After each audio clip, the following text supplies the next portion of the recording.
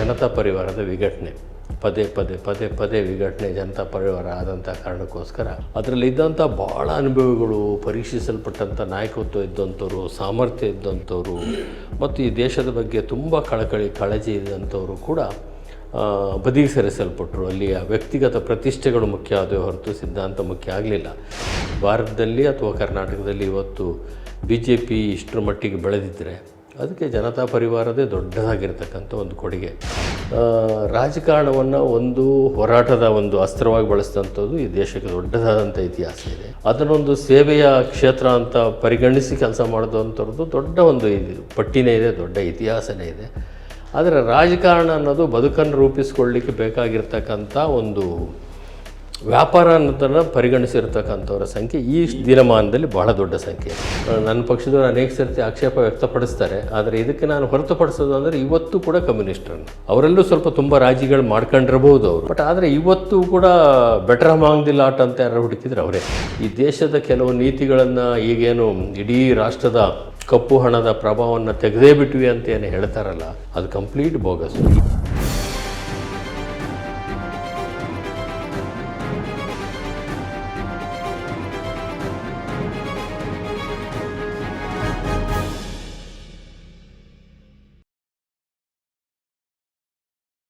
ನಮಸ್ತೆ, B Ganapati news ಚಾನಲ್ಲಿಗೆ ಸ್ವಾಗತ.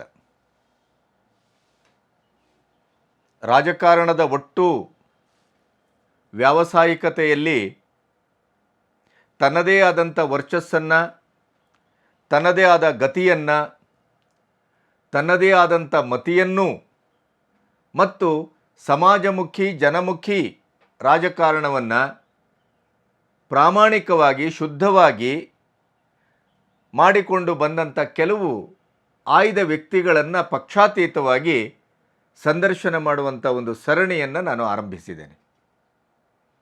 ಮಧ್ಯದಲ್ಲಿ ಒಂದು ಸಣ್ಣ ಬಿಡುವನ್ನು ಕೊಟ್ಟೆ. ಈಗ ಮತ್ತೆ ನಿಮ್ಮ ಎದುರು ಅಂಥ ಒಬ್ಬ ಧೀಮಂತ ರಾಜಕಾರಣವನ್ನು ಪ್ರಸ್ತುತಪಡಿಸುವಂಥ ಒಂದು ಸಂದರ್ಭ ಈಗ ನನ್ನ ಎದುರು ಬಂದು ನಿಂತಿದೆ. ಕರ್ನಾಟಕದ ರಾಜಕಾರಣದಲ್ಲಿ ವರ್ತಮಾನದಲ್ಲಿ ಎಲ್ಲೋ ಒಂದು ಕಡೆ ಜಾತಿ, ಧರ್ಮ, ಹಣ ಈ ಎಲ್ಲ ಅಂಶಗಳು ಇವತ್ತು ರಾಜಕಾರಣವನ್ನು ಆಳ್ತಾ ಇರೋದರಿಂದ ರಾಜಕಾರಣ ಒಂದು ವ್ಯಾಪಾರ ಆಗಿದೆ, ರಾಜಕಾರಣ ಒಂದು ದಂಧೆಯಾಗಿದೆ. ಯಾರು ಗೆಲ್ಲುವ ಕುದುರೆ, ಸಂಪನ್ಮೂಲದ ದಾಷ್ಟ್ಯತೆ ಯಾರತ್ರ ಇದೆ, ಜಾತಿ ಬಲ ಯಾರತ್ರ ಇದೆ, ಅವರಿವತ್ತು ಮುಂಚೂಣಿಯ ರಾಜಕಾರಣದಲ್ಲಿ ನಿಲ್ತಾರೆ. ಆದರೆ ಅವರು ಸಭ್ಯರು ಅಲ್ಲ, ಸುಭಗರು ಅಲ್ಲ, ಸೇವಕರು ಅಲ್ಲ, ಅಥವಾ ಸಾಂವಿಧಾನಿಕವಾದಂಥ ಆಶಯದ ಸರದಾರರು ಅಲ್ಲ. ಇಂಥ ಹಿನ್ನೆಲೆಯಲ್ಲಿ ಸಿದ್ಧಾಂತ, ಚಳುವಳ, ಸಮಾಜ, ಸಮಷ್ಟಿ ಈ ಎಲ್ಲ ಆಶಯವನ್ನು ಇಟ್ಟುಕೊಂಡು ರಾಜಕಾರಣಕ್ಕೆ ಬಂದಂಥ ವ್ಯಕ್ತಿಗಳು ಹಿನ್ನೆಲೆಗೆ ಸರಿತಾ ಇದ್ದಾರೆ, ಅಪ್ರಸ್ತುತಗೊಳ್ತಾ ಇದ್ದಾರೆ. ಒಂದು ರೀತಿಯಲ್ಲಿ ಕ್ರಿಯಾಶೀಲರಾಗಿಯೂ ಕೂಡ ವಾನಪ್ರಸ್ಥ ರಾಜಕಾರಣವನ್ನು ಮಾಡಬೇಕಾದಂಥ ದುಸ್ಥಿತಿಯ ಅಂಚಿನಲ್ಲಿ ನಿಂತಿದ್ದಾರೆ. ಅಂಥ ಅಂಚಿನ ಒಂದು ಮಿಂಚಿನ ವ್ಯಕ್ತಿತ್ವ ಯಾವುದು ಅಂತಂದರೆ ಅದು BL ಶಂಕರ್. ಈ ನಾಡಿನ ಸಾಂಸ್ಕೃತಿಕ ರಾಯಭಾರಿಯಾಗಿ, ಸಾಂವಿಧಾನಿಕ ಅಂಶಗಳ ಅಧಿಕೃತ ವಕ್ತಾರರಾಗಿ ತನ್ನ ನಾಲ್ಕೂವರೆ ದಶಕದ ರಾಜಕಾರಣವನ್ನು ಅತ್ಯಂತ ಪ್ರಾಮಾಣಿಕವಾಗಿ ಶುದ್ಧವಾಗಿ ಮಾಡ್ಕೊಂಡು ಬಂದವರು. ಯಾವತ್ತು ಜಾತಿ ಮತ್ತು ಹಣ ರಾಜಕಾರಣವನ್ನು ಆಳಲಿಕ್ಕೆ ಆರಂಭಿಸಿತೋ ಅವತ್ತು ಅವರು ಹಿನ್ನೆಲೆಗೆ ಸರಿದರು. ಚಳವಳದ 70 ದಶಕದ ಲೋಹ್ಯ ಚಳವಳ, ದಲಿತ ಚಳವಳ, ರೈತ ಚಳವಳ, ಸಮುದಾಯದ ಚಳವಳ, ರಂಗ ಚಳವಳ, ಎಲ್ಲ ಚಳವಳದ ಮೂರ್ತ ರೂಪವಾಗಿ ಧ್ವನಿಪೂರ್ಣವಾಗಿ ಜ್ಞಾನಮುಖೇನ ಕ್ರಿಯಾಶೀಲತೆಯಿಂದ ಹುಟ್ಟಿ ಬಂದವರು ಯಾರು ಅಂತಂದರೆ ಅದು BL ಶಂಕರ್. ಇವತ್ತಿಗೂ ಅವರು ಸಕ್ರಿಯ ರಾಜಕಾರಣದಲ್ಲಿ ಇಲ್ಲದೇ ಇದ್ದರೂ ಸಂಘಟನಾ ರಾಜಕಾರಣದಲ್ಲಿದ್ದಾರೆ. ಸಂಘಟನಾ ರಾಜಕಾರಣದಲ್ಲಿದ್ದವರು ನೇಪಥ್ಯದ ರಾಜಕಾರಣ ಮಾಡ್ತಾ ಇದ್ದಾರೆ ಅಂತಲೇ ಅರ್ಥ. ಅದು ಅಂಥ ಒಂದು ವ್ಯಾಖ್ಯಾನ ಇದೆ. ಆದರೂ ಕೂಡ ಇವತ್ತು ನಮ್ಮಂಥವರಿಗೆ ಭಾಳ ಇಷ್ಟ ಆಗುವ ರಾಜಕಾರಣಿ ಅಂತ ಬಂದಾಗ ಬಿ ಎಲ್ ಶಂಕರ್ ಮೊದಲ ಸ್ಥಾನದಲ್ಲಿ ನಿಲ್ತಾರೆ. ಹೃದಯವಂತ ಮನುಷ್ಯ, ಶುದ್ಧ ಹಸ್ತ, ಜನಮನವನ್ನು ಗೆದ್ದಂಥ ರಾಜಕಾರಣಿ. ಇವತ್ತಿಗೂ ಮೌಲ್ಯಾಧಾರಿತ ರಾಜಕಾರಣವನ್ನು ಅದನ್ನು ಜತನದಿಂದ ಉಳಿಸಿಕೊಂಡವರು. ಅವರೊಟ್ಟಿಗೆ ಒಂದು ಮುಖಾಮುಖಿ ಮಾಡುವುದು ಅಂತಂದರೆ ಇಡೀ ಭಾರತದ 75 ವರ್ಷದ ರಾಜಕಾರಣದ ಒಂದು ಅಂತರಂಗದೊಟ್ಟಿಗಿನ ಒಂದು ಮಥನ ಅಂತಲೇ ನಾನು ಭಾವಿಸ್ತೇನೆ. ಇವತ್ತವರು ಕವಿಮನೆ ಕುಪ್ಪಳ್ಳಿಯ ಆ ಒಂದು ಶ್ರೇಯಸ್ಸಿನ ಒಂದು ಸರದಾರಿಕೆ ಇರ್ಬೋದು, ಚಿತ್ರಕಲಾ ಪರಿಷತ್ತಿನ ಒಪ್ಪ ಓರಣ ಅದನ್ನು ಪ್ರಸ್ತುತ ಹೊಸ ಹೊಸ ಆಯಾಮಗಳನ್ನು ಕೊಟ್ಟು ಅದನ್ನು ಇವತ್ತಿಗೂ ಬಹಳ ಸದೃಢವಾಗಿ ಕಟ್ಟಿದಂಥ ಒಂದು ಕಾಯಕ ಇರ್ಬೋದು. ಇವತ್ತಿಗೂ ರಾಜಕಾರಣದ ಒಂದು ಮೌಲ್ಯದ ಬಗ್ಗೆ ಮಾತಾಡಬೇಕು ಅಂತ ಅನಿಸಿದಾಗಲೆಲ್ಲ ನಮಗೆ ನೆನಪಾಗುವ ಹೆಸರು B L Shankar. B L Shankar ಅವರ ಒಂದು ಧೀಮಂತ ರಾಜಕಾರಣದ ಮತ್ತು ಅವರ ಒಟ್ಟು ಮಾತುಕತೆಯಲ್ಲಿ ಅದು ಕಾಂಗ್ರೆಸ್ಸೋ ಜನತಾದಳವೋ ಬಿ ಜೆ ಪಿಯೋ ಯಾವುದೇ ಪಕ್ಷ ಇದ್ದರೂ ಅದು ಜನವಿರೋಧಿಯಾದರೆ ಅಥವಾ ಜನಪರವಾಗಿದ್ದರೆ ಪಕ್ಷಾತೀತವಾಗಿ ಆ ಮೌಲ್ಯವನ್ನು ಎತ್ತಿಡಿಯುವಂಥ ಒಂದು ಪ್ರಾಮಾಣಿಕತೆ, ಧೀಮಂತಿಕೆ ಇವತ್ತಿಗೂ ವರ್ತಮಾನದಲ್ಲಿದ್ದರೆ ಅದು ಬಿ ಎಲ್ ಶಂಕರ್ ಅವರಲ್ಲಿ ಮಾತ್ರ. ಬಿ ಎಲ್ ಶಂಕರ್ ಒಂದು ರೀತಿಯ ಅಜಾತಶತ್ರು ಮತ್ತು ಎಲ್ಲರಿಗೂ ಇಷ್ಟ ಆಗುವಂಥ ಒಬ್ಬ ಜ್ಞಾನಮುಖೇನ ಅವರನ್ನು ಅರ್ಥ ಮಾಡಿಕೊಳ್ಳಿಕ್ಕೂ ಸಾಧ್ಯ ಇದೆ, ಮುಖಾಮುಖಿ ಆಗಲಿಕ್ಕೂ ಸಾಧ್ಯ ಇದೆ, ಮಥನಕ್ಕೂ ಒಡ್ಕೊಳ್ಳಿಕ್ಕೆ ಸಾಧ್ಯ ಇದೆ. ಅವರೊಟ್ಟಿಗೆ ಒಂದಿಷ್ಟು ನಿಷ್ಠುರವಾದಂಥ ಚರ್ಚೆ, ಸಂವಾದಕ್ಕೂ ಅಲ್ಲಿ ಎಡೆ ಇದೆ. ಇಂಥ ಒಬ್ಬ ರಾಜಕಾರಣಿ ಬಿ ಎಲ್ ಶಂಕರ್ ಅವರು ಅವರ ಇಡೀಯದಾದಂಥ ಒಂದು 4.5 ದಶಕದ ರಾಜಕಾರಣದ ಅನುಭವದ ಅಮೃತವನ್ನು ನಾನು ನನ್ನ ಕಡೆಯುವಿಕೆಯಲ್ಲಿ ಬೆಣ್ಣೆಯ ರೀತಿಯಲ್ಲಿ ಅದನ್ನು ನೋಡುವ ಮತ್ತು ಆಸ್ವಾದಿಸುವ, ಅದೇ ರೀತಿಯಲ್ಲಿ ನಿಮಗೆ ಹಂಚುವ ಕೆಲಸವನ್ನು ಅತ್ಯಂತ ಆತ್ಮಾಭಿಮಾನದಿಂದ, ತೃಪ್ತಿಯಿಂದ ಮಾಡಿದ್ದೇನೆ. ಬನ್ನಿ, ಬಿ ಎಲ್ ಶಂಕರ್ ಅವರೊಟ್ಟಿಗಿನ ಮುಖಾಮುಖಿಯ ಈ ಮಾತುಕತೆಯ ರಸಗವಳ ನಿಮಗಾಗಿ. ಸರ್ ನಮಸ್ತೆ. ನಮಸ್ಕಾರ. ಇವತ್ತಿನ ವರ್ತಮಾನದಲ್ಲಿ ನಿಮ್ಮಂಥವರನ್ನು ಮಾತಾಡುವ ಮೂಲಕ ಒಂದು ಶುದ್ಧ ರಾಜಕಾರಣದ ನೆನಪಿನ ಸೆರಗನ್ನು ನಾವು ಮತ್ತೆ ಅದನ್ನು ತೆರೆದು ನೋಡ್ಬೋದಾ ಏನೋ ಅಂತ ಅನಿಸ್ತದೆ ನನಗೆ. ಯಾಕೆಂದರೆ ನೀವು ನಡೆದು ಬಂದ ಈ 4.25 ದಶಕದ ನಡೆ ಏನಿದೆ, ಆ ರಾಜಕಾರಣ ಇವತ್ತಿನ ವರ್ತಮಾನಕ್ಕೆ ಎಲ್ಲಿಯೂ ತಾಳಮೇಳ ಆಗ್ತಾ ಇಲ್ಲ ಅಂತ ಅನಿಸ್ತದೆ. ಸ್ವತಃ ನಿಮಗೇನು ಅನ್ನಿಸ್ತದೆ? ರಾಜಕಾರಣಕ್ಕೆ ಬರುವಂಥದ್ರಲ್ಲಿ ಅನೇಕ ವಿಧಗಳಿದ್ದಾವೆ. ನಾವು ರಾಜಕಾರಣಕ್ಕೆ ಬರಬೇಕಾದರೆ ಅದು ಹೋರಾಟದ ರಾಜಕಾರಣ ಆಗಿತ್ತು. ನಾವು ವಿದ್ಯಾರ್ಥಿಗಳಾಗಿದ್ದಾಗ ಜಯಪ್ರಕಾಶ್ ನಾರಾಯಣರ ಚಳುವಳಿ ಪ್ರಾರಂಭ ಆಯಿತು. ಆ ಚಳುವಳಿಯ ಒಂದು ಭಾಗವಾಗಿ ನಾವು ವಿದ್ಯಾರ್ಥಿಗಳಾಗಿ ಭಾಗವಹಿಸಿದ್ವಿ. ನಂತರ ಅದು ಕ್ರಮೇಣ ಒಂದು ರಾಜಕೀಯ ಪಕ್ಷವಾಗಿ ಮಾರ್ಪಾಡ್ತು 77ರಲ್ಲಿ. ಹಾಗೆ ಅದರಿಂದ ಮುಂದುವರ್ಕೊಂಡು ಬಂದ್ವಿ. ಆ ರಾಜಕಾರಣ ಪ್ರಾರಂಭ ಆಗಿ ನಾವಿನ್ನೂ ಭಾಳ ಆರಂಭದ ಹಂತದಲ್ಲಿದ್ದಾಗಲೇ ಕರ್ನಾಟಕದಲ್ಲಿ ಕನ್ನಡ ಚಳುವಳಿಯ ರಾಜಕಾರಣ, ರೈತ ಚಳುವಳಿಯ ರಾಜಕಾರಣ, ದಲಿತ ಚಳುವಳಿಯ ರಾಜಕಾರಣ ಇವೆಲ್ಲ ಪ್ರಾರಂಭ ಆಯಿತು. ಹೋರಾಟಗಳು ಪ್ರಾರಂಭ ಆದವು. ರಂಗ ಚಳುವಳಿಗಳು ಹೀಗೆಲ್ಲ ಒಂಥರ ಇಡೀ 70ರ ದಶಕನೇ ಒಂದು ರೀತಿಯ ಬದಲಾವಣೆಯ ಒಂದು ಅನೇಕ ಪರ್ವಕಾಲಕ್ಕೆ ಅದು ಕಾರಣವಾಗುವಂಥ ಅನೇಕ ಹೋರಾಟಗಳನ್ನು ನಾವು ನೋಡಲಿಕ್ಕೆ, ಭಾಗವಹಿಸಲಿಕ್ಕೆ ನಮಗೆ ಒಂದು ದೊಡ್ಡದಾದಂಥ ಅವಕಾಶ ಸಿಕ್ತು. ಹಾಗೆ ನಾವು ಇನ್ನೂ ಯುವಕರಾಗಿದ್ದಂಥ ಸಂದರ್ಭದಲ್ಲಿ ನಮಗೆ ಅನೇಕ ಆದರ್ಶಗಳು ನಮ್ಮ ತಲೆಗೆ ಹೋಗಲಿಕ್ಕೆ ಅಥವಾ ಬದ್ಧತೆಯನ್ನು ನಮ್ಮ ರೂಢಿಸ್ಕೊಳ್ಳಲಿಕ್ಕೆ ಕಾರಣರಾದಂಥ ಅನೇಕ ಹಿರಿಯ ಚೇತನಗಳು, ವ್ಯಕ್ತಿತ್ವಗಳು ಇದ್ದವು. ಜೆ ಪಿ ಇರ್ಬೋದು, ಅವ್ರ ಜೊತೆ ಭಾಗವಹಿಸಿದಂಥ ಪ್ರತಿಯೊಬ್ಬ ಹೋರಾಟಗಾರರು ಇರ್ಬೋದು. ಅದಾದ ನಂತರ ತುರ್ತು ಪರಿಸ್ಥಿತಿ ವಿರುದ್ಧ ಹೋರಾಟದ ಸಂದರ್ಭಗಳಿರ್ಬೋದು. ಅದಾದ ನಂತರ ರೈತ ಚಳುವಳಿಯಲ್ಲೂ ಕೂಡ ಎಚ್ ಎಸ್ ರುದ್ರಪ್ಪ, ನಂಜುಂಡಸ್ವಾಮಿ ಅಂತ, ಸುಂದರೇಶ್ ಅಂತ ದಿಗ್ಗಜರು ಅದರಲ್ಲಿ ಭಾಗವಹಿಸಿದ್ದು. ಕನ್ನಡ ಚಳುವಳಿಯ ನೇತೃತ್ವವನ್ನು ಸ್ವತಃ ಡಾಕ್ಟರ್ ರಾಜ್ಕುಮಾರ್ ವಹಿಸಿದ್ದು. ದಲಿತ ಚಳುವಳಿಯಲ್ಲಿ ಅವತ್ತು ಮುಂಚೂಣಿಯಲ್ಲಿದ್ದಂಥ ಪ್ರೊಫೆಸರ್ ಕೃಷ್ಣಪ್ಪ ಇಂಥವರೆಲ್ಲ ಒಡನಾಟ. ಬಹುತೇಕ ಅದರೆಲ್ಲರ ಪರಿಣಾಮ ನಮಗೆ ರಾಜಕಾರಣದಲ್ಲಿ ಒಂದು ಆದರ್ಶದ ಬೆನ್ನು ಹತ್ತಲಿಕ್ಕೆ ಪ್ರೇರಣೆ ಆಯಿತು. ಅದಕ್ಕಿಂತ ಹಿಂದೆ ರಾಜಕಾರಣ ಮಾಡ್ತಾ ಇದ್ದಂಥವ್ರು ಅನೇಕರಿಗೆ ಸ್ವಾತಂತ್ರ್ಯ ಹೋರಾಟದ ಹಿನ್ನೆಲೆ ಇತ್ತು. ಒಂದು 20 ವರ್ಷಗಳ ಕಾಲ ಆ ಗುಂಗಿನಲ್ಲೇ ದೇಶ ಇತ್ತು. ಇಂದಿರಾ ಗಾಂಧಿಯವರು ಪ್ರಧಾನಿ ಆಗಲ್ಲಿವರೆಗೆ. ಇಂದಿರಾ ಗಾಂಧಿಯವರು ಪ್ರಧಾನಿ ಆದ ನಂತರ ಅನೇಕ ಎಕ್ಸ್ಪೆರಿಮೆಂಟ್ಗಳನ್ನ ಮಾಡಿದರು, ಪ್ರಯೋಗಗಳನ್ನ ಮಾಡಿದರು. ಅದು ತಪ್ಪು ಅಂತ ನಾನು ಹೇಳೋದಿಲ್ಲ. ಅದುವರೆಗೆ ಅವಕಾಶ ಸಿಗದಿದ್ದಂಥ ಅನೇಕರಿಗೆ ಮುಖ್ಯವಾಹಿನಿಗೆ ಬರಲಿಕ್ಕೂ ಕೂಡ ಅವರು ಅವಕಾಶ ಕೊಟ್ಟು ಕಾರಣೀಭೂತರಾಗಿ ಅಷ್ಟರ ಮಟ್ಟಿಗೆ ಅದು ಮೆಚ್ಚಬೇಕಾದಂಥದ್ದೇ. ಆದರೆ ತುರ್ತು ಪರಿಸ್ಥಿತಿಯ ಒಂದು ಸಂದರ್ಭ ಕಪ್ಪು ಚುಕ್ಕಿಯಲ್ಲಿ ಬಿದ್ದಂಥ ಕಾರಣಕ್ಕೋಸ್ಕರ ಅದರ ದಿಕ್ಕೇ ಬದಲಾವಣೆ ಆಗಿ ಹೋಯಿತು. ಹಾಗಾಗಿ ಅಲ್ಲಿವರೆಗೆ ರಾಜಕಾರಣಕ್ಕೆ ಎಲ್ಲ ಪಕ್ಷಗಳಿಂದ ಬರ್ತಾ ಇದ್ದವರಿಗೂ ಒಂದು ಆದರ್ಶ ಇತ್ತು, ಹೋರಾಟದ ಹಿನ್ನೆಲೆ ಇತ್ತು, ಕೆಲವು ಸಿದ್ಧಾಂತದ ಬದ್ಧತೆಗಳಿದ್ದು, ಇದೆಲ್ಲ ಇತ್ತು. ಅದು 80ರ ದಶಕ ಮುಗಿದ ನಂತರ ಅಲ್ಲಿ ಬೇರೆ ಬೇರೆ ರಾಜಕಾರಣ ಪ್ರಾರಂಭ ಆಯಿತು. ಮಂಡಲದ ವರದಿಯ ಹೋರಾಟ ಪ್ರಾರಂಭ ಆಯಿತು, ಅದ್ವಾನಿ ಅವರ ರಥಯಾತ್ರೆ ಪ್ರಾರಂಭ ಆಯಿತು. ಈ ಥರದಾಗಿ ಅದು ಕ್ರಮೇಣ ರಾಜಕಾರಣಕ್ಕೆ ಸಿದ್ಧಾಂತದ ಜಾಗಕ್ಕೆ ಭಾವನಾತ್ಮಕವಾದಂಥ ವಿಚಾರಗಳು ಬರಲಿಕ್ಕೆ ಪ್ರಾರಂಭ ಆಯಿತು.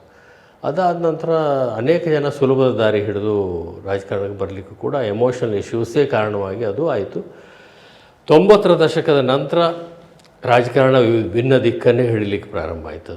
ಅದಕ್ಕೆ ಬೇರೆ ಬೇರೆ ರೀತಿಯ ಪರಿಕಲ್ಪನೆಗಳು ಬಂದು, ಇನ್ನೊಂದು ಬಂದು ಪಿ ವಿ ನರಸಿಂಹರಾಯರು ಪ್ರಧಾನಮಂತ್ರಿ, ಮನಮೋಹನ್ ಸಿಂಗ್ ವಿತ್ತ ಮಂತ್ರಿ ಆದ ನಂತರ ಒಂದು ರೀತಿಯ ಮಧ್ಯಮ ವರ್ಗ ಸಂಪೂರ್ಣ ಆ ಕಡೆ ಆಕರ್ಷಿಸಲ್ಪಡುವಂಥ ಜಾಗತೀಕರಣ, ಉದ್ಯೋಗೀಕರಣ, ಖಾಸಗೀಕರಣದ ಕಾರ್ಯಕ್ರಮಗಳು ಬಂದು ಅದು ಒಂದಷ್ಟು ದಿವಸ ದೇಶದಲ್ಲಿ ಆ ಗುಂಗಿನಲ್ಲೂ ಕೂಡ ಇತ್ತು. ಹಾಗಾಗಿ ಅಲ್ಲಿ BJP ಅದರ ಮಧ್ಯದಲ್ಲಿ ಆದಂಥ ಒಂದು ದೊಡ್ಡ ಬೆಳವಣಿಗೆ ಅಂತೇಳಿದ್ರೆ ಜನತಾ ಪರಿವಾರದ ವಿಘಟನೆ, ಪದೇ ಪದೇ ಪದೇ ಪದೇ ವಿಘಟನೆ ಜನತಾ ಪರಿವಾರ ಆದಂಥ ಕಾರಣಕ್ಕೋಸ್ಕರ ಅದರಲ್ಲಿದ್ದಂಥ ಭಾಳ ಅನುಭವಿಗಳು, ಪರೀಕ್ಷಿಸಲ್ಪಟ್ಟಂಥ ನಾಯಕತ್ವ ಇದ್ದಂಥವ್ರು, ಸಾಮರ್ಥ್ಯ ಇದ್ದಂಥವ್ರು ಮತ್ತು ಈ ದೇಶದ ಬಗ್ಗೆ ತುಂಬ ಕಾಳಜಿ ಇದ್ದಂಥವರು ಕೂಡ ಬದಿಗೆ ಸರಿಸಲ್ಪಟ್ಟರು. ಅಲ್ಲಿಯ ವ್ಯಕ್ತಿಗತ ಪ್ರತಿಷ್ಠೆಗಳು ಮುಖ್ಯ ಆದವು ಹೊರತು ಸಿದ್ಧಾಂತ ಮುಖ್ಯ ಆಗಲಿಲ್ಲ. ಜನತಾ ಪರಿವಾರದ ಪ್ರತಿಷ್ಠೆಯ ರಾಜಕಾರಣದ ಪರಿಣಾಮವಾಗಿಯೇ ಭಾರತದಲ್ಲಿ ಅಥವಾ ಕರ್ನಾಟಕದಲ್ಲಿ ಇವತ್ತು BJP ಇಷ್ಟರ ಮಟ್ಟಿಗೆ ಬೆಳೆದಿದ್ದರೆ ಅದಕ್ಕೆ ಜನತಾ ಪರಿವಾರದೇ ದೊಡ್ಡದಾಗಿರ್ತಕ್ಕಂಥ ಒಂದು ಕೊಡುಗೆ. ಆ ಪ್ರತಿಷ್ಠೆಯ ರಾಜಕಾರಣ ಕಾರಣದಿಂದಾಗಿ ಒಬ್ಬರ ಮೇಲೆ ಒಬ್ಬರು ಸ್ಪರ್ಧಾಗಿಂತ ಹೆಚ್ಚಾಗಿ ದ್ವೇಷದ ರಾಜಕಾರಣ ಪ್ರಾರಂಭ ಆಗಿ ಅದರಿಂದ ರಾಮಕೃಷ್ಣ ಹೆಗಡೆ ಮತ್ತು ಅಲ್ಲಿ ಜಾತಿ ರಾಜಕಾರಣವೂ ಶುರುವಾಯಿತು. ಕ್ರಮೇಣ ಪ್ರಾರಂಭ. ಈಗ ಈ ಮಂಡಲ್ ವಿರುದ್ಧ ಮುಲಾಯಂ ಸಿಂಗ್ ಯಾದವ್, ಲಾಲು ಯಾದವ್, ದೇವಿಲಾಲು ಇಂಥವರು ಅಲ್ಲಿ ಅವರು ಇದನ್ನು ಮಂಡಲ್ ರಾಜಕಾರಣದ ಪ್ರಾರಂಭ ಮಾಡಿದರು. VP ಸಿಂಗ್ ಅವರು ಅದರಲ್ಲಿ ಭಾಗಿನೇ. ಅದು ಪ್ರಾರಂಭ ಆಯಿತು. ಅದಕ್ಕೆ ಕ್ರಮೇಣ ಜಾತಿನೂ ಸೇರ್ಕೊಳ್ತು. ಜಾತಿ ಒಟ್ಟಿಗೆ ಭಾವನಾತ್ಮಕ ವಿಚಾರ, ಜಾತಿ ಮತದ ರಾಜಕಾರಣ ಸೇರಿತು. ಈಗ 2021ನೇ ಶತಮಾನಕ್ಕೆ ಬಂದ ನಂತರ ಕಳೆದ ಒಂದು 10 ವರ್ಷಕ್ಕಿಂತ ಹೆಚ್ಚು 10-15 ವರ್ಷದಲ್ಲಿ ದುರಾದೃಷ್ಟವಶಾತ್ ದಕ್ಷಿಣದ ರಾಜ್ಯಗಳಲ್ಲಿ ಕೇರಳವನ್ನು ಹೊರತುಪಡಿಸಿ ತಮಿಳುನಾಡು, ಆಂಧ್ರ, ತೆಲಂಗಾಣ, ಕರ್ನಾಟಕದಲ್ಲಿ ಜಾತಿ ಮತದೊಟ್ಟಿಗೆ ಹಣನೂ ಸೇರ್ಕೊಂಡ್ಬಿಡ್ತು. ಹಾಗೆ ಇಡೀ ಜಾತಿ ಮತ ಹಣ ಈ ಮೂರರ ಪ್ರಭಾವಲಯಕ್ಕೆ ಸಿಕ್ಕಿದಂಥ ರಾಜಕಾರಣದಲ್ಲಿ ಸೈದ್ಧಾಂತಿಕವಾದಂಥ ರಾಜಕಾರಣ ಮಾಡೋದು ಭಾಳ ಕಷ್ಟವಾಗಿರ್ತಕ್ಕಂಥ ಕೆಲಸ. ರಾಜಕಾರಣ ಕನಸೆ ಅದು. ಹಾಗಾಗಿ ಅಲ್ಲೇನು ಇವು ಮೂರು ಕಾಂಬಿನೇಷನ್ ಆದಾಗ ಅದು ಭಾಳ ಡೆಡ್ಲಿ ಕಾಂಬಿನೇಷನು, ಜಾತಿ ಮತ ಮತ್ತು ಹಣ, ಮತ್ತು ಭಾಳ ಪ್ರಭಾವಿ ಕಾಂಬಿನೇಷನ್ನು ಕೂಡ. ಎಮೋಷನಲ್ಲು ಹೌದು, ಆಮೇಲೆ ಒಂದು ರೀತಿಯ ಆಮಿಷ ನೋಡುವಂಥ ರಾಜಕಾರಣವೂ ಹೌದು. ಇವೆರಡೂ ಆದಾಗ ಅಲ್ಲಿವರೆಗೆ ಪಕ್ಷಕ್ಕೆ ಎಷ್ಟು ನಿಷ್ಠರಾಗಿದ್ದಾರೆ, ಸಿದ್ಧಾಂತಕ್ಕೆ ಎಷ್ಟು ನಿಷ್ಠರಾಗಿದ್ದಾರೆ, ಎಷ್ಟು ಹೋರಾಟದ ಹಿನ್ನೆಲೆ ಇದೆ, ಸಾಮರ್ಥ್ಯ ಎಷ್ಟಿದೆ ಅಂಥೇಳಿ ಅಭ್ಯರ್ಥಿಗಳನ್ನು, ಮತ್ತೊಬ್ಬರನ್ನ, ಶಾಸಕರನ್ನ, ಸಚಿವರನ್ನ ಮಾಡುವಂಥ ಒಂದು ಮಾನದಂಡ ಏನಿತ್ತು ಅದು ಬದಲಾವಣೆ ಆಗಿ ಗೆಲ್ಲುವಂಥ ಶಕ್ತಿ ಇದೆಯಾ ಅಂತ ಪ್ರಶ್ನೆ ಬಂತು. ಯಾವುದೇ ಒಂದು ಕ್ಷೇತ್ರ ತೆಗೆದುಕೊಂಡ್ರೆ ಎಲ್ಲ ಪಾರ್ಟಿಗಳಲ್ಲೂ ಇವರಿಗೆ ಗೆಲ್ಲೋ ಶಕ್ತಿ ಇದೆ, ವಿನ್ನಿಂಗ್ ಪಾಸಿಬಿಲಿಟೀಸಿಗೆ ಅವರು ಹಾಕ್ತಾ ಇದ್ದಂಥ ಕ್ರೈಟೀರಿಯಾಗಳು, ಮಾನದಂಡ ಏನು ಅಂತ ಹೇಳಿದ್ರೆ, ಒಂದು ಜಾತಿಯ ಎಷ್ಟು ಜನ ಜಾತಿಯವರಿದ್ದಾರೆ ಮತದಾರರಲ್ಲಿ ಅನ್ನೋದು, ಎರಡನೇದು ಎಷ್ಟು ಸಂಪನ್ಮೂಲ ಅಂತ ಪದ, ಅದು ಭಾಳ ಪಾರ್ಲಿಮೆಂಟ್ರಿ ಲ್ಯಾಂಗ್ವೇಜ್, ಬಂಡವಾಳ ಅಂತ ಬಳಸ್ತಾರೆ ರಾಜಕಾರಣಿಗಳು. ಎಷ್ಟು ಬಂಡವಾಳ ಹಾಕೋಕ್ಕೆ ಸಾಧ್ಯ ನಿಮ್ಮ ಕೈನಲ್ಲಿ ಅಂತ ಈ ಪದ ಬಳಸ್ತಾ ಶುರುವಾಯಿತು. ಇದು ಎರಡೂ ಆದಂಥ ಸಂದರ್ಭದಲ್ಲಿ ಅವು ಎರಡಕ್ಕೂ ಸ್ವಲ್ಪ ವಿಮುಖರಾಗಿರುವಂಥವ್ರು, ಅದರಿಂದ ದೂರ ಇದ್ದು ರಾಜಕಾರಣ ಮಾಡಿದಂಥವ್ರಿಗೆ ಒಂದು ಮುಜುಗರದ ಸನ್ನಿವೇಶ, ಇನ್ನೊಂದು ಅಸ್ತಿತ್ವ ಹೋಗ್ತದೆ ಅಂತಕ್ಕಂಥ ಆತಂಕಗಳು, ಮತ್ತು ಮುಖ್ಯವಾಹಿನಿಯಲ್ಲಿದ್ದರೆ ಹೇಗಿರಬೇಕು ಅನ್ನೋದೇ ಅರ್ಥವಾಗದೇ ಇರುವಂಥ ಒಂದು ಸ್ಥಿತಿ. ಹೆಚ್ಚು ಕಮ್ಮಿ ಈಗ ಭಾಳ ಎಲ್ಲ ಪಕ್ಷಗಳಲ್ಲೂ ಈ ಥರ ಸ್ಥಿತಿಯಲ್ಲಿರೋರು ಅನೇಕರಿದ್ದಾರೆ. ಅದರಲ್ಲಿ ನಾನು ಕೂಡ ಒಬ್ಬ. ನೀವೇ ಪ್ರಮುಖರು ಅಂತ ಭಾವಿಸ್ತೇನೆ. ಆದರೆ ಒಂದು ರಾಜಕಾರಣಿಗೆ ಸಂವೇದನಾಶೀಲತೆ ಇದ್ದಂಥ ಒಬ್ಬ ವ್ಯಕ್ತಿಗೂ ಅದನ್ನು ಕಳ್ಕೊಂಡ ರಾಜಕಾರಣಕ್ಕೂ ವ್ಯತ್ಯಾಸಗಳಿದೆ. ಈಗ ನೀವು ಯಾವತ್ತೂ ನಿಮ್ಮ ರೀತಿ, ನೀತಿ, ಆದರ್ಶ ಅಥವಾ ನೀವು ನಂಬಿದಂಥ ಒಂದು ನೆಲೆ ಅದನ್ನು ನೀವು ಬಿಟ್ಟು ಬದುಕಿದವರೇ ಅಲ್ಲ. ಹಾಗಾಗಿ ನಿಮಗೆ ಆ ಸಂವೇದನೆ ಅನ್ನೋದು ಬಹಳ ಮುಖ್ಯವಾಗಿ ಕಾಡ್ತದೆ.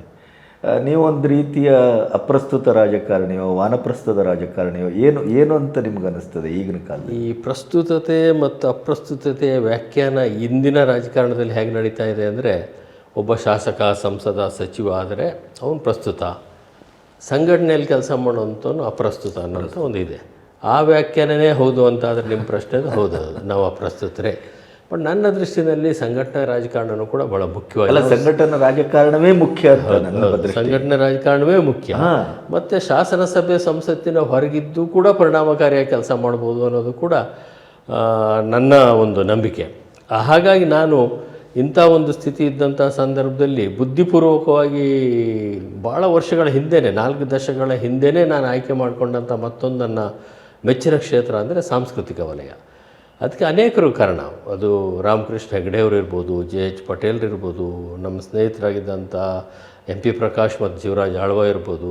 ಅವರ ಒಡನಾಟದ ಕಾರಣದಿಂದಾಗಿ ಸಾಂಸ್ಕೃತಿಕ ವಲಯದಲ್ಲಿ ಅವತ್ತಿಂದ ನಾವು ಗುರುಸ್ಕೊಂಡಿದ್ವಿ. ಅದು ಒಂದು ರೀತಿಯಲ್ಲಿ ನಮಗೆ ಇದೆಲ್ಲ ಸ್ವಲ್ಪ ಭಾಳ ದೊಡ್ಡದಾಗಿರ್ತಕ್ಕಂಥ ನೆಗೆಟಿವ್ ಎನರ್ಜಿ ಇಲ್ಲಿದೆ ಅಂತ ಗೊತ್ತಾದಾಗ ಅಲ್ಲಿ ಪಾಸಿಟಿವ್ ಎನರ್ಜಿ ಇರ್ತದೆ. ಹಾಗೆ ಒಂದು ಸ್ವಲ್ಪ ಆ ಸತ್ಸಂಗಕ್ಕೆ ಆಗಾಗ ನಾವು ಹೋಗ್ತಾ ಇರೋದ್ರಿಂದ ಒಂದು ಮನಸ್ಸಿನ ಸ್ಥಿಮಿತ ಉಳ್ಕೊಂಡಿದೆ.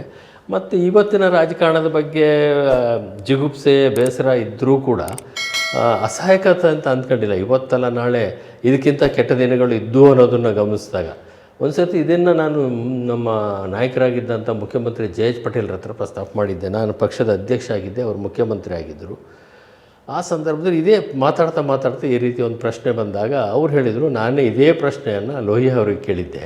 ಉತ್ತರ ಪ್ರದೇಶದ ಸಂದರ್ಭದಲ್ಲಿ ಯಾವುದೋ ಚುನಾವಣೆಗೆ ಹೋದಾಗ, ಏನು ಇಷ್ಟೊಂದು ಅವ್ಯವಸ್ಥೆ ಇದೆ ಇಲ್ಲಿ, ಯಾಕೆ ಇದು ರಾಜಕಾರಣದಿಂದ ಇದೇನು ಬಗೆಹರಿಯಂಗೆ ಕಾಣೋದಿಲ್ಲ, ಈ ದೇಶಕ್ಕೆ ಮುಕ್ತಿ ಸಿಗೋದಿಲ್ಲ ಈ ಅವ್ಯವಸ್ಥೆಯಿಂದ ಅಂತ ಕೇಳಿದ್ದೆ ಲೋಹಿಯಾ ಅವ್ರನ್ನ. ಆಗ ಲೋಹಿಯಾ ಅವರು ಹೇಳಿದರು, ನೀನು ಇನ್ನೊಂದಷ್ಟು ಇತಿಹಾಸನ ಓದಬೇಕು, ಇನ್ನೊಂದಷ್ಟು ಆಳವಾಗಿ ಹೋಗ್ಬೇಕು ಇತಿಹಾಸ ತಿಳ್ಕೊಳ್ಳಿಕ್ಕೆ. ಈ ನಮ್ಮ ಸಾರ್ವಜನಿಕ ವಲಯದಲ್ಲಿ, ಸಾರ್ವಜನಿಕ ವ್ಯವಸ್ಥೆಯಲ್ಲಿ ಒಂದು 3 ಹಂತ ಇರ್ತದೆ. ಒಂದು ಸುವ್ಯವಸ್ಥೆ ಬೇಕು ಅಂತ ನಿನ್ನ ಮಾನಸಿಕವಾದಂಥ ಭಾವನೆ. ಆದರೆ ಸುವ್ಯವಸ್ಥೆಗೆ ತಲುಪಬೇಕಾದ್ರೆ ಈಗ ಕುವ್ಯವಸ್ಥೆ ಇದೆ. ಕುವ್ಯವಸ್ಥೆಯಿಂದ ಅವ್ಯವಸ್ಥೆ ಮುಖಾಂತರನೇ ಸುವ್ಯವಸ್ಥೆ ತಲುಪಿಸ್ಬೇಕು, ಬೇರೆ ದಾರಿ ಇಲ್ಲ ಅದಕ್ಕೆ. ಹಾಗೆ ಇದು ಹಿಂದೆ ಒಂಥರ ಕುವ್ಯವಸ್ಥೆನಲ್ಲಿತ್ತು. ಇಲ್ಲಿ ಜಾತಿ ಇತ್ತು, ಮತ್ತೊಂದಿತ್ತು, ವಿದ್ಯಾಭ್ಯಾಸ ಮಾಡೋದ್ರಲ್ಲಿ ನಿರ್ಬಂಧಗಳಿದ್ದು, ಹೆಣ್ಣು ಮಕ್ಕಳು ವಿದ್ಯಾಭ್ಯಾಸ ಮಾಡೋಂಗಿರಲಿಲ್ಲ, ಶೂದ್ರರು ವಿದ್ಯಾಭ್ಯಾಸ ಮಾಡೋಂಗಿರಲಿಲ್ಲ. ಈ ವಿದ್ಯೆ ಮತ್ತು ತಿಳುವಳಿಕೆ ಅನ್ನೋದು ಕೆಲವರದೇ ಸ್ವತ್ತಾಗಿತ್ತು. ಅದು ಅಂಥ ಒಂದು ಕುವ್ಯವಸ್ಥೆಯಲ್ಲಿದ್ದಂಥ ದೇಶ ಇದು. ಅಲ್ಲಿಂದ ಈಗ ಸ್ವಲ್ಪ ಬದಲಾವಣೆ ಆಗಿ ಕೆಲವು ಸುಧಾರಣೆಗಳೇ ಅವ್ಯವಸ್ಥೆ ಹಂತದಲ್ಲಿದೆ. ಸುವ್ಯವಸ್ಥೆಗೆ ಹೋಗಬೇಕಾದ್ರೆ ಇನ್ನೂ ಸುದೀರ್ಘವಾದಂಥ ದಾರಿ ಇದೆ. ಅಲ್ಲಿ ತನಕ ಸ್ವಲ್ಪ ಸಮಾಧಾನದಿಂದ ನೀನು ಹೋರಾಟದ ರಾಜಕಾರಣದ ಮುಖಾಂತರನೇ ಅದನ್ನು ಸಾಧಿಸಬೇಕು ಅಂತ ಹೇಳಿದರು ಅಂತ ನನಗೆ ತಿಳುವಳಿಕೆ ಹೇಳಿದರು ಪಟೇಲರು. ಅದೇ ಉತ್ತರವನ್ನು ನಾನೀಗ ನಿಮ್ಗೆ ಹೇಳಬೇಕಾಗ್ತದೆ. ಇದು ಅವ್ಯವಸ್ಥೆ ಸ್ಥಿತಿನಲ್ಲೇ ಇನ್ನೂ ಕೂಡ ಇದ್ದೀವಿ. ಅವ್ಯವಸ್ಥೆ ಸ್ಥಿತಿ ಇದ್ದಂಥ ಸಂದರ್ಭದಲ್ಲಿ ಅದನ್ನು ಸ್ವಾರ್ಥಿಗಳು ಭಾಳ ಬಳಸ್ಕೊಳ್ತಾರೆ. ಇವತ್ತು ರಾಜಕಾರಣದಲ್ಲಿ ಆರಂಭದಲ್ಲೇ ಹೇಳಬೇಕು ಅಂದರೆ, ರಾಜಕಾರಣವನ್ನು ಒಂದು ಹೋರಾಟದ ಒಂದು ಅಸ್ತ್ರವಾಗಿ ಬಳಸಿದಂಥದ್ದು ಈ ದೇಶಕ್ಕೆ ದೊಡ್ಡದಾದಂಥ ಇತಿಹಾಸ ಇದೆ. ಅದನ್ನೊಂದು ಸೇವೆಯ ಕ್ಷೇತ್ರ ಅಂತ ಪರಿಗಣಿಸಿ ಕೆಲಸ ಮಾಡಿದಂಥವ್ರದ್ದು ದೊಡ್ಡ ಒಂದು ಪಟ್ಟಿನೇ ಇದೆ, ದೊಡ್ಡ ಇತಿಹಾಸನೇ ಇದೆ. ಆದರೆ ರಾಜಕಾರಣ ಅನ್ನೋದು ಬದುಕನ್ನು ರೂಪಿಸ್ಕೊಳ್ಳಿಕ್ಕೆ ಬೇಕಾಗಿರ್ತಕ್ಕಂಥ ಒಂದು ವ್ಯಾಪಾರ ಅನ್ನೋದನ್ನು ಪರಿಗಣಿಸಿರ್ತಕ್ಕಂಥವ್ರ ಸಂಖ್ಯೆ ಈ ದಿನಮಾನದಲ್ಲಿ ಬಹಳ ದೊಡ್ಡ ಸಂಖ್ಯೆಯಲ್ಲಿದೆ. ಯಾಕಂದರೆ ಬಂಡವಾಳ ಅನ್ನುವ ಶಬ್ದ ಯಾವಾಗ ಬಂತು, ಅದರ ವಾಪಸ್ಸಾತಿ ಯೋಚನೆಯೂ ಬಂತು ಅಂತಲೇ ಖಂಡಿತ. ಯಾಕಂದರೆ ಈಗ ಒಂದು ಚುನಾವಣೆಗೆ ನಾವು ಚುನಾವಣೆ ಪ್ರಾರಂಭ ಮಾಡಿದಾಗ 78ರ ಚುನಾವಣೆ ನಾವಿನ್ನೂ ವಿದ್ಯಾರ್ಥಿಗಳು. ಆ ಚುನಾವಣೆಯಲ್ಲಿ ಅದು ಹೋರಾಟ, ಸೈದ್ಧಾಂತಿಕವಾದಂಥ ಹೋರಾಟ, ತುರ್ತು ಪರಿಸ್ಥಿತಿಯ ವಿರುದ್ಧ ಸರ್ವಾಧಿಕಾರ ಮತ್ತು ಜನಾಧಿಕಾರದ ಒಂದು ಹೋರಾಟ, ಅದರಲ್ಲಿ ಯಶಸ್ಸು ಸಿಕ್ತು. ಅದಾದ ನಂತರ ನಡೆದಂಥ ಮೊದಲನೇ ಚುನಾವಣೆ 83 ವಿಧಾನಸಭೆಗೆ. ಆಗ ನಾನು ರಾಜ್ಯ ಯುವಜನತಾದ ಅಧ್ಯಕ್ಷ ಆಗಿದ್ದೆ. ಆ ಸಂದರ್ಭದಲ್ಲಿ ನಾವು ಒಬ್ಬ ಅಭ್ಯರ್ಥಿಗೆ ಕರ್ನಾಟಕದಲ್ಲಿ ಕೊಟ್ಟಂಥ ಚುನಾವಣೆ 83 ಅಸೆಂಬ್ಲಿ ಚುನಾವಣೆಗೆ ಜನತಾ ಪಾರ್ಟಿ ಪರವಾಗಿ ಸ್ಪರ್ಧೆ ಮಾಡಿದವರಿಗೆ ಒಬ್ಬೊಬ್ಬ ಅಭ್ಯರ್ಥಿಗೆ 15,000 ಕೊಟ್ವಿ ಖರ್ಚಿಗೆ, ಚುನಾವಣಾ ವೆಚ್ಚಕ್ಕೆ. ಅದಾಗಿ ಹೆಗಡೆ ಅವರು ಸರ್ಕಾರ ಬಂತು, ಸುಮಾರು 1.25-2 ವರ್ಷ ಇತ್ತು. ಅದ ನಂತರ ಮತ್ತೆ ಚುನಾವಣೆ ಬರುವಂಥ ಸಂದರ್ಭ ಬಂತು, ಲೋಕಸಭೆಯಲ್ಲಿ ಹಿನ್ನಡೆ ಆಗಿದ್ದಕ್ಕೆ. ಆ ಸಂದರ್ಭದಲ್ಲಿ 2 ವರ್ಷ ಸರ್ಕಾರ ನಡೆಸಿದ ನಂತರನೂ ಕೂಡ ನಾವು ಒಬ್ಬೊಬ್ಬ ಅಭ್ಯರ್ಥಿಗೆ 50,000 ರೂಪಾಯಿ ಕೊಟ್ವಿ ಖರ್ಚಿಗೆ ಅಂತ. ಅದರಲ್ಲೇ ಚುನಾವಣೆ ಮಾಡಿದರು ಅವರೆಲ್ಲರೂ ಕೂಡ, ಬಹುತೇಕ ಜನ ಅದರಲ್ಲೇ ಚುನಾವಣೆ ಮಾಡಿದರು. ಆ ಒಂದು ಸ್ಥಿತಿ. ಸಾವಿರಗಳ ಬಗ್ಗೆ ಈಗ ಯಾರೂ ಮಾತಾಡೋದು ಪ್ರಶ್ನೆನೇ ಇಲ್ಲ. ಲಕ್ಷಗಳಿಗೆ ತಲುಪ್ತು ಒಂದು ಹಂತದಲ್ಲಿ. 90ರ ದಶಕದಲ್ಲಿ ಅದು ಲಕ್ಷಗಳಿಗೆ ತಲುಪ್ತು. ಈಗಂತೂ ಅದು ಕೋಟಿಗೆ ತಲುಪಿದೆ. ಹಾಗಾಗಿ ಎಲ್ಲರೂ ಕೂಡ ಪಂಚಾಯತ್ ಲೆವೆಲಲ್ಲಿ ಈಗ ಸಿ ಆರ್ ಅನ್ನೋದು ಒಂದು ಕಾಮನ್ ಪದ ಆಗಿಬಿಟ್ಟಿದೆ ಈಗ. ಇತ್ತೀಚೆಗೆ ನಾನೆಲ್ಲೋ ಶಿವಮೊಗ್ಗ ಚಿಕ್ಕಮಗಳೂರು ಜಿಲ್ಲೆ ಮೊನ್ನೆ ಪ್ರವಾಸ ಮಾಡಿದಂಥ ಸಂದರ್ಭದಲ್ಲಿ ಒಬ್ಬರು ನನ್ನನ್ನು ಕೇಳಿದರು, ಎಲ್ಲರೂ ಸಿ ಆರ್ ಅಂತ ಮಾತಾಡ್ತಾರಲ್ಲ, ಏನು ತಾಲೂಕ್ ಪಂಚಾಯತಿ, ಜಿಲ್ಲಾ ಪಂಚಾಯತಿ ಅಥವಾ ಯಾವ ಚುನಾವಣೆ ಬಂದರೂ ಅದು ಸಿ ಆರಲ್ಲೇ ಮಾತಾಡ್ತಾರೆ, ಏನು ಹಿಂಗೆ ಅಂತ. ಸಿ ಆರ್ ಅಂದರೆ ಕೋಟಿ ಕ್ರೋರ್ ಅಂತ ಲೆಕ್ಕ ಅಂತ ಹೇಳಿದೆ. ಅವರು ಹಳ್ಳಿಯ ರಾಜಕಾರಣಿ, ಸ್ವಲ್ಪ ತೀರಾ ಸಾಕಷ್ಟು ಅನುಭವ ಇರೋಂಥವ್ರೆ. ಬಟ್ ಅವರು ಎಲ್ಲ ಸಿ ಆರ್ ಅನ್ನೋ ಕೋಡ್ ವರ್ಡಲ್ಲಿ ಮಾತಾಡಿದ್ದು ಅವರಿಗೆ ಅಷ್ಟು ಇದಾಗಿರಲಿಲ್ಲ. ಎಲ್ಲರೂ ಇದೇ ಮಾತಾಡ್ತಾರೆ, ಇಷ್ಟು ಬೇಕು ಸಿ ಆರು, ಅಷ್ಟು ಬೇಕು ಸಿ ಆರು ಅಂತಾರಲ್ಲ, ಏನಿದು ಅಂತ. ಅಲ್ಲ, ಅದು ಇಷ್ಟು ಕೋಟಿ ಬೇಕು ಅಂತ ಲೆಕ್ಕ. ಹೌದು, ಅಷ್ಟು ಕೋಟಿನಲ್ಲೇ ಎಲೆಕ್ಷನ್ ಆಗ್ಬೇಕಾ ಅಂತ ಅವ್ರು ಹೇಳಿದರು. ಹೌದು, ಅದೇ ಥರ ಆಗ್ತಾಯಿದೆ ಅಂತೇಳಿ ಹೇಳಿದೆ. ಈಗ ಹಾಗೆ ಅದೊಂದು ಸಹಜವಾಗಿರ್ತಕ್ಕಂಥ, ಅದರ ಅರ್ಥ ಏನು ಅಂದರೆ ಇದ್ದಕ್ಕಿದ್ದಾಗ ಎಲ್ಲರೂ ಶ್ರೀಮಂತರಾದ್ರ ರಾಜಕಾರಣದಲ್ಲಿರೋರು, ಅಥವಾ ಆ ಶಕ್ತಿಯನ್ನು, ಆರ್ಥಿಕ ಶಕ್ತಿಯನ್ನು ನೇರ ಮಾರ್ಗದಲ್ಲಿ ಪಡ್ಕೊಂಡ್ರ? ಖಂಡಿತವಾಗಿಲ್ಲ. ಅದು ಸಾರ್ವಜನಿಕ ಹಣನೇ, ಅದು ಅಪಮಾರ್ಗದಲ್ಲಿ ಗಳಿಸ್ತಿರ್ತಕ್ಕಂಥ ಹಣನೇ. ನೇರ ಈ ವಿಷಯದಲ್ಲಿ ಪಕ್ಷಾತೀತ ಇದು, ಪಕ್ಷಾತೀತ ಎಲ್ಲ ರಾಜಕೀಯ. ನನಗೆ ಒಂದೇ ಒಂದು, ನನ್ನ ಪಕ್ಷದವರು ಅನೇಕ ಸರ್ತಿ ಆಕ್ಷೇಪ ವ್ಯಕ್ತಪಡಿಸ್ತಾರೆ, ಆದರೆ ಇದಕ್ಕೆ ನಾನು ಹೊರತುಪಡಿಸೋದು ಅಂದರೆ ಇವತ್ತು ಕೂಡ ಕಮ್ಯುನಿಸ್ಟರನ್ನು, ಅವರಲ್ಲೂ ಸ್ವಲ್ಪ ತುಂಬ ರಾಜಿಗಳು ಮಾಡ್ಕೊಂಡಿರ್ಬೋದು ಅವರು. ಬಟ್ ಆದರೆ ಇವತ್ತು ಕೂಡ ಬೆಟರ್ ಅಮಾಂಗ್ ದಿ ಲಾಟ್ ಅಂತ ಯಾರು ಹುಡುಕಿದ್ರೆ ಅವರೇ. ಅದೇ ಇದ್ರಲ್ಲಿ ಸ್ವಲ್ಪ ಅವರು ಇನ್ನೂ ಕೂಡ ನಿಯತ್ತಿದೆ ಅವರಿಗೆ, ಸ್ವಲ್ಪ ತೀರಾ ಭ್ರಷ್ಟರಾಗಿಲ್ಲ. ಅದರಲ್ಲೂ ಕೆಲವರು ಅಲ್ಲಿ ಇಲ್ಲಿ ಇದ್ದಾರೆ, ಇಲ್ಲ ಅಂತಿಲ್ಲ. ಈಗಿನ ಕೇರಳ ಮುಖ್ಯಮಂತ್ರಿ ಬಗ್ಗೆನೂ ಸರ್ವಾಧಿಕಾರದ ಆರೋಪನೂ ಮಾಡ್ತಾರೆ, ಬೇರೆ ಬೇರೆ ರೀತಿ ಆರೋಪ ಮಾಡ್ತಾರೆ. ಮತ್ತು ಅವರು ಒಂದು ಸೈದ್ಧಾಂತಿಕವಾದ ತಿಳುವಳಿಕೆಯನ್ನು ಅಪ್ಡೇಟೆಡ್ ಅಥವಾ ಈಗಿನ ಕಾಲಮಾನಕ್ಕೆ ತಕ್ಕಾಗಿ ಬದಲಾಗುವ ಮನಸ್ಥಿತಿಯನ್ನು ಹೊಂದಿಲ್ಲ ಅವರು. ಇಲ್ಲದೆ ಹೋಗಿದ್ರೆ ಜ್ಯೋತಿ ಬಸು ಈ ದೇಶದ ಪ್ರಧಾನಮಂತ್ರಿ ಆಗ್ತಾ ಇದ್ರು. ಹೌದು. ಆಮೇಲೆ ಇವರು ನಮ್ಮ ರಾಷ್ಟ್ರಪತಿನೇ ಆಗ್ತಾಯಿದ್ರು, ನಮ್ಮ ಸ್ಪೀಕರ್ ಆಗಿದ್ರಲ್ಲ ಸೋಮನಾಥ್ ಚಟರ್ಜಿ, ಅವರು ರಾಷ್ಟ್ರಪತಿ ಆಗೋ ಸಂದರ್ಭ ಇತ್ತು. ಆಗ ಅನವಶ್ಯಕವಾಗಿ ಅಲ್ಲೂ ಕೂಡ ಒಳ ರಾಜಕಾರಣ ಇದೆ. ಆ ಯಂಗ್ ಟರ್ಕ್ಸ್ ಅಂತ 3-4 ಜನ ಸೇರ್ಕೊಂಡಾಗ ಯೆಚೂರಿಯವರು ಈಗಿಲ್ಲ, ಕಾರಟ್ ಅವರು, ಯೆಚೂರಿಯವರು, ಅವ್ರದ್ದೆಲ್ಲ ಒಂದು ಗುಂಪಿತ್ತು. ಮತ್ತು ಈ ದೇಶದ ಒಟ್ಟು ಸಾಂಸ್ಕೃತಿಕ ಪರಿಸರ ಪರ್ಯಾಪ್ತವಾದಂಥ ಒಂದು ಅದರ ಪ್ರಜ್ಞೆ, ವ್ಯಾಪ್ತಿ, ಅದನ್ನು ಅರ್ಥ ಮಾಡ್ಕೊಳ್ಳುವಲ್ಲಿ ಅವರು ಸಂಪೂರ್ಣವಾಗಿ ಎಲ್ಲ ಒಂದು ಕಡೆ ಭಾಳ ಎಡಮೆಂಟಾಗಿ ಹೌದೌದು. ಅವರು ಕೆಲವು, ಆದರೆ ಆರ್ಥಿಕ ವಿಚಾರದಲ್ಲಿ ಬದಲಾವಣೆ ಆಗಿಬಿಟ್ಟಿದ್ದಾರೆ ಅವರು. ಉದಾಹರಣೆ ಈಗ ಚೈನಾ ತಗೊಳ್ಳಿ, ಬೇರೆ ಅಥವಾ ವಿಯೆಟ್ನಾಂ ತಗೊಳ್ಳಿ, ಅವರೆಲ್ಲ ಕ್ಯಾಪಿಟಲಿಸ್ಟ್ ದೇಶಕ್ಕೂ ಅದಕ್ಕೂ ಯಾವ ಇಲ್ಲವೇ ಇಲ್ಲ. ಮತ್ತೆ ಮೂಲ ಮಾರ್ಕ್ಸ್ವಾದಿಯ ತಿಳುವಳಿಕೆ ಇತ್ತಲ್ಲ, ಇಲ್ಲ. ಅದು ಆಮೇಲೆ ವ್ಯಕ್ತಿಗತವಾಗಿ ಅವರು ಸರ್ವಾಧಿಕಾರಿಗಳಾಗಿಬಿಟ್ಟಿದ್ದಾರೆ, ಭಾಳ ಶ್ರೀಮಂತರಾಗಿದ್ದಾರೆ ಭಾಳಷ್ಟು ಜನ ಅದರಲ್ಲಿ.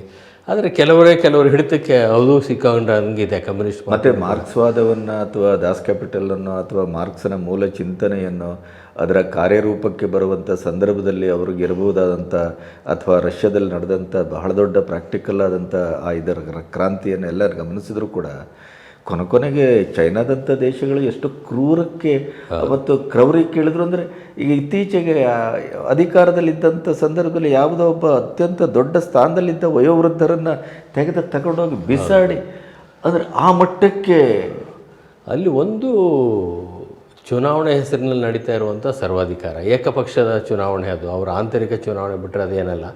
ಆ ದೃಷ್ಟಿಯಲ್ಲಿ ಭಾರತದ ಬಗ್ಗೆ ನನಗೊಂದು ಹೆಮ್ಮೆ, ಖುಷಿ ಯಾಕೆ ಅಂತೇಳಂದರೆ, ಈ ದೇಶದಲ್ಲಿ ಮಾತ್ರ ಪ್ರಪಂಚದಲ್ಲಿ ಬಹುಪಕ್ಷಗಳ ವ್ಯವಸ್ಥೆಯಲ್ಲಿ ಕಮ್ಯುನಿಸ್ಟ್ ಪಕ್ಷ ಚುನಾವಣೆ ಮುಖಾಂತರ ಆಯ್ಕೆಯಾಗಿದೆ 57ರಲ್ಲಿ ಕೇರಳದಲ್ಲಿ. EMS ನಂಬೂದಿರಿಪಾದು ಮುಖ್ಯಮಂತ್ರಿ ಆಗುವಂಥ ಸಂದರ್ಭ. ರೀಜನಲ್ ಪಾರ್ಟಿನೂ ಕೂಡ 1967ರಲ್ಲಿ ಕಾಮರಾಜ್ ನಾಟರನ್ನು ಸೋಲಿಸಿ ಅಣ್ಣಾದೊರೈ ಬಂದಿದ್ದು. ಆ ಥರದ ಒಂದು ವ್ಯವಸ್ಥೆ ಈ ದೇಶದಲ್ಲಿ ಇನ್ನೂ ಕೂಡ, ಪ್ರಜಾಪ್ರಭುತ್ವ ವ್ಯವಸ್ಥೆ ಎಷ್ಟೇ ಕೆಟ್ಟಿದ್ರೂ ಕೂಡ ಇನ್ನೂ ಜೀವಂತವಾಗಿದೆ. ಅದಕ್ಕೆ ಅದೊಂದು ಉದಾಹರಣೆ. ಕಮ್ಯುನಿಸ್ಟರು ಬಹುಪಕ್ಷವಾದದಲ್ಲಿ ಗೆದ್ದಿದ್ದು, ರೀಜನಲ್ ಪಾರ್ಟಿ ಪ್ರಾದೇಶಿಕ ಪಕ್ಷ ಗೆದ್ದಿದ್ದು.